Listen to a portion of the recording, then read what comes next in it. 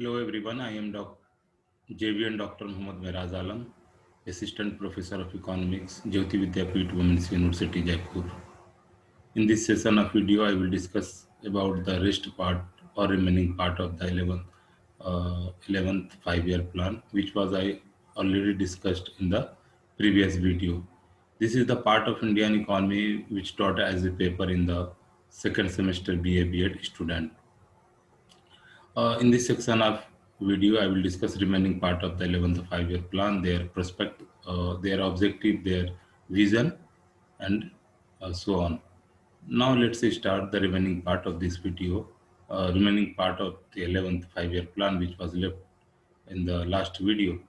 Uh, I will discuss now issue and priorities of the uh, 11th plan. What was the issues and priorities of the 11th plan, which was adopted by the Planning Commission and approved by the National Development Council?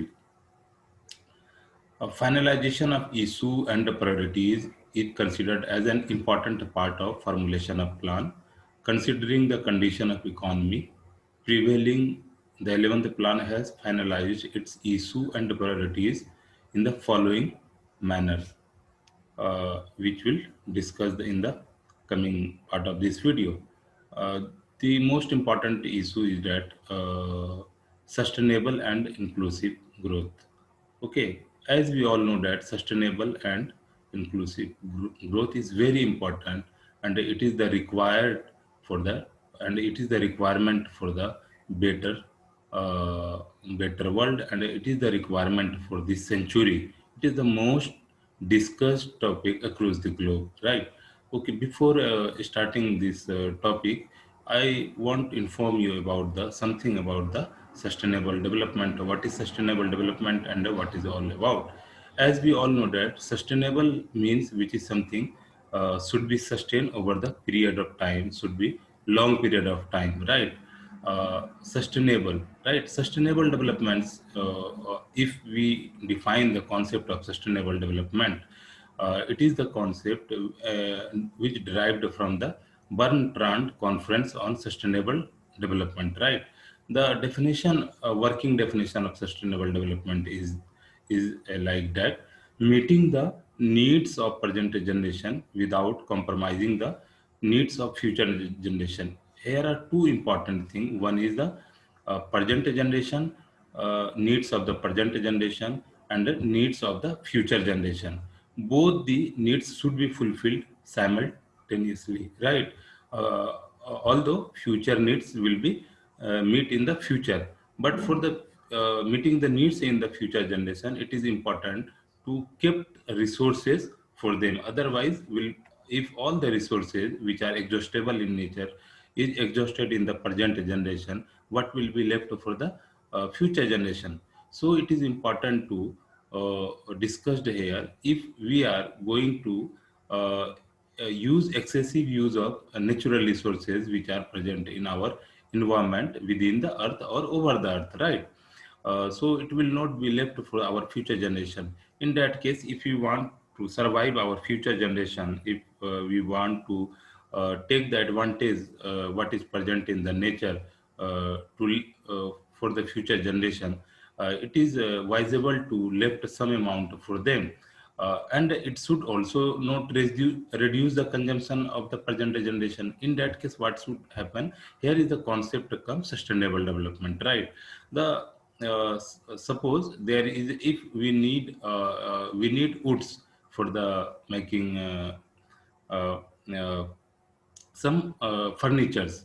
Okay, we don't any problem, we can use, but at the same time, if we are going to deforest the area, if if we are cutting the tree, if we are cutting the tree for the different purposes, at the same time we should also plant the tree for future generations, so can they can also use, and so they can also enjoy the better environment, right? This kind of development should be takes place in the present generation. Otherwise, if we are using excessive use of all the natural resources which are present in our environment right now, there will be no amount of resources will be left for tomorrow, which will be catastrophic for our future generation. Right. Now, come to the next part, that is the inclusive growth. Inclusive growth means growth should be inclusive. Here, inclusive is the English word which means something which is happening simultaneously. That means uh, uh, if A is getting, B should also getting at the same time. Otherwise, if A will getting more as compared to B, A will get richer day by day and B will get poor day by day. In that case, if inclusive growth not take place, there will be a huge gap between the rich and the poor.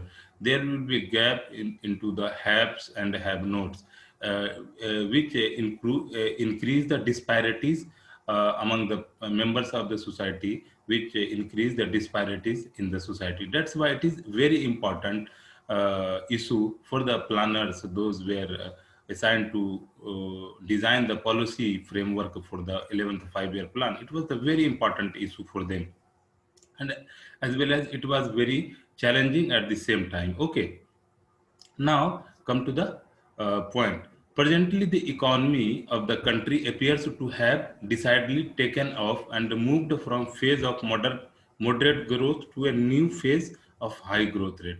Our economy is moving from the moderate growth rate, that is 3 to 5%, to the high growth rate, that is 7-8%, and so on. In order to move from rapid growth to sustained high growth trajectory, right? It requires careful consideration of two issues, that is the sustainability of high growth with moderate inflation and the inclusive nature of such high growth. Why it should be sustainability of high growth with moderate inflation? Because as we all know that inflation is not good for our society or for any economy in the world. But there should be some inflation, like creeping inflation or walking inflation. If there is a creeping inflation in the economy, it sounds good for the economy. That means our economy is growing. The investors are looking for the profit. If there will be no profit, there will be no investment in the economy. That's why if there is a 1 or 2% inflation in the economy, that is good for the economic growth, as well as it is good for the businessmen and investors. Investors, they will look into the profit only. Okay, that is required for the investment. Okay, the first issue of sustainability of high growth and running into high inflation. If the moderate inflation will turn into the high inflation, it will be the catastrophic for the economy as a society as a whole. Because inflation is unjust. It is not good for anyone except for the few businessmen. Right. Presently, various indicators suggest the that the current growth phase is sustainable. Right. The growth rate which was experienced during the 5-year planning, the period of 11th 5-year planning, the period of 11th 5-year plan was, as we all know, that is from 2007 to 2012. This period is a very good period in terms of economic development. There are number of policies and programs have been implemented in India, and there are large poor section of the society get the benefit of that program, and they come out from the BPL to APL, that is the below poverty line to the above poverty line. Almost 10 to 12, almost 40 million people of India get out from the poverty during 2005 to 15. This is the roughly estimated, which estimates by done by different economists and organizations in India and across the globe. Okay. First, the growth of the economy together with demographic dividend in the form of growing proportion of the population in the working age group is likely to enhance the saving rates for financing more investment. Here is one important concept, that is demographic dividend. What is a demographic dividend? We all know that demography is very important for economy. But what should be the size of demography? what will be the number of the people in a country. Usually in India, there are some concept usually people are discussing, that is the population. India is a overpopulated country. No doubt, India is a populated country. You may can say it is overpopulated, but this population can be and should be utilized in a other way. It may be utilized for in the economic development, in the economic growth, because as we all know that if there is a resources, for using the any type of resources, we have to convert these resources into the capital, like the same thing happening in the population. If we left the population resources, uh, this will be the burden for the country, right? If we educate the population, and if we are able to provide good health facilities, if we are able to provide skills and training to them, the population resources will convert into the human resources. That is very important for any economic development. Okay, human resource is the one of the most important aspect for any country in the world. Those who have a good human resources, they have developed themselves very easily. There are large number of example where the human resources are developed, but they are deficient in the natural resources, but they are able to develop themselves uh, uh, in a great manner. One of the great example of this demographic dividend is Japan. As we all know that Japan is a country with a very few number of population as compared to India. But almost all the population across the gender, they are very skilled. They have a very good knowledge. They usually produce scientists and managers. They are working across the globe, and they are promoting their countries and their brand as well. There are large number of electronic goods in India are coming from the Japan. They are highly technocratic people, but they don't have a resources. They usually import resources from the other parts of the world, such as America and Europe and Africa. But they develop themselves only because they develop their people. Okay, in the case of India, if we are able to develop the population resources, it will be the huge benefit for the India. Uh, of course, if the population, if from the population we are able to get the benefit, this term is usually known as the demographic dividend, right? If our population are uh, able to invent something, if they are able to develop themselves through the better education, better health facilities, the population will be the great benefit for India. And only they are able to invest in the some other part of the world as well, and within in India as well, right?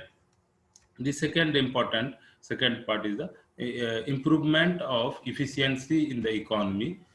Since 1999 to 2000, reinforced the confidence in the high economic growth phase.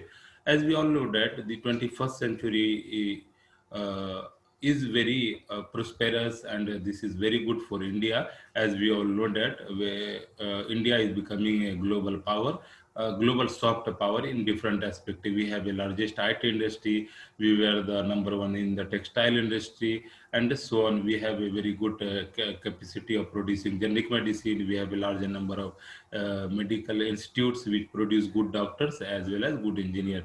So, right, they all are working in India as well and outside the India. So in this way, we have a very good opportunity to develop themselves. Third important point is opening of new avenue in services beyond already well-known IT, and ITs will bolster the confidence in the new high growth. We all know that India is getting huge benefit in from the ITs and IT-enabled services, but we have to look another avenues as well, because in this competitive world there are other countries in the world like Bangladesh, Pakistan, Sri Lanka, and so on in the Asia as well. They are also trying to get the benefit from IT enabled services and information technologies. So we have to look into the other avenues as well. The right. The fourth important point is that rapid growth in capacity addition through investment can solve the problem capacity constraint, right? Rapid growth in capacity addition. What does it mean? Capacity addition means we have existing capacity which have to enhance. We should be enhanced. Otherwise, there are other players in the market as well. We know India is a consumption-based economy, right? The goods services is consumed in India in a very large number in compared to other countries, because we have a very low purchasing power people. Now in the 21st century, they have some income, they want to purchase goods and services. So in the existing capacity, we would not able to provide all the demands. In that case, we have to enhance our capacity in the rapid growth. Otherwise, the problem will be deficiency in the supply will arises. It may lead the inflation as well. So through the investment, we can solve the problem of capacity constraint, right? Fifth point is that infrastructure of the country appears to be improving presently, and the sign of tangible progress in is visible in areas like power and road, airports, and ports. Here is the discussion about the some basic infrastructure, right, which is very important for any economic development. Otherwise, any economy will not develop if there are no proper supply of powers, roads, airports, and ports. And it is the basic infrastructure which are required for any country's development. It supports the country's economic growth and development in the very effective manner, right? The second issue is related to the nature of this high growth in terms of inclusiveness. Putting more people in productive and sustainable jobs lies at the heart of the inclusive growth, right? However, success in the achieving inclusive growth will depend on the success in attainment and maintaining high growth rate, right? Moreover, the inclusive nature of growth itself will be conditioned by the progress that is made in the areas of education, health, and infrastructure. As we all know that, I have told so many times earlier that health, education, infrastructure is the basic for any economic development, which are prerequisite for any economic development. And the job of the planning commission, in fact, was to provide the solution for all on these issues in front of the government. After that, the different ministries of the government, different institutions of the government came into the action and fulfilling the needs which are suggested by the planning commission, which are required for the economic development. Otherwise, in the competitive world, especially in the 21st century, there are large number of countries which are doing very good.